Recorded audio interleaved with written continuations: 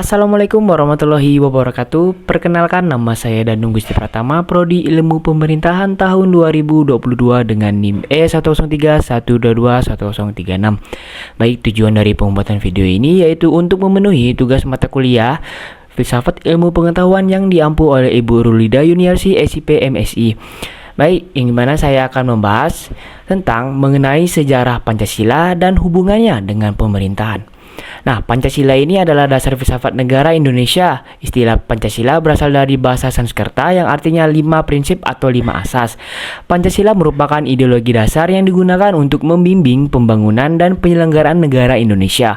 Pancasila adalah ideologi negara Indonesia yang menjadi rumusan dan pedoman kehidupan berbangsa dan bernegara bagi seluruh rakyat Indonesia. Pancasila terdiri dari 5 sila yang tercantum dalam alinea keempat pembukaan Undang-Undang Dasar 1945. 5 asas utama Pancasila adalah 1. Ketuhanan yang Maha Esa, 2. Kemanusiaan yang adil dan beradab, 3. Persatuan Indonesia, 4. Kerakyatan yang dipimpin oleh hikmat kebijaksanaan dalam permusyawaratan perwakilan, 5. Keadilan sosial bagi seluruh rakyat Indonesia. Pancasila pertama kali diperkenalkan oleh Soekarno, Presiden pertama Indonesia, dalam pidato pembukaannya pada Kongres Nasional pada 1 Juni 1945, yang dimana Presiden pertama Indonesia menyampaikan pidato yang merujuk pada Pancasila dalam sidang Dokursi Junbi Kosakai atau Badan Penyelidik Usaha Persiapan Kemerdekaan Indonesia.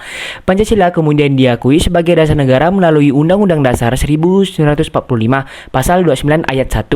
Pancasila diresmikan sebagai dasar negara Indonesia pada tanggal 18 Agustus 1945. Nah, apa sih hubungannya Pancasila dengan pemerintahan di Indonesia? Nah, Pancasila ini memiliki hubungan yang erat dengan pemerintahan Indonesia karena menjadi landasan dan paduan bagi pembangunan negara dan penyelenggaraan pemerintahan. Pancasila tidak hanya menjadi dasar filsafat negara, tetapi juga dijadikan sebagai dasar pembentukan kebijakan, hukum, dan nilai-nilai dalam kehidupan berbangsa. Pemerintahan Indonesia sesuai dengan Pancasila diwujudkan dalam bentuk negara kesatuan yang menjunjung tinggi prinsip-prinsip demokrasi, keadilan, dan kesejahteraan sosial. Pancasila juga menjadi landasan bagi pembentukan hukum-hukum positif di Indonesia. Oleh karena itu, setiap kebijakan dan tindakan pemerintah di Indonesia harus selaras dengan nilai-nilai dan tujuan negara yang sesuai dengan asas yang telah ditetapkan oleh Pancasila. Berikut ini adalah beberapa aspek hubungan antara Pancasila dan pemerintahan di Indonesia. 1. Dasar filsafat negara. Pancasila diakui sebagai dasar filsafat negara Indonesia sesuai dengan Pasal 29 Ayat 1 Undang-Undang Dasar 1945. Oleh karena itu, pemerintahan Indonesia harus berlandaskan pada nilai-nilai yang terkandung dalam Pancasila. Kedua, yaitu pembentukan kebijakan. Pancasila menjadi pedoman dalam pembentukan kebijakan pemerintahan. Setiap kebijakan yang diambil diharapkan sejalan dengan nilai-nilai Pancasila seperti keadilan, demokrasi, dan kesejahteraan sosial. Ketiga, yaitu hukum dan sistem hukum.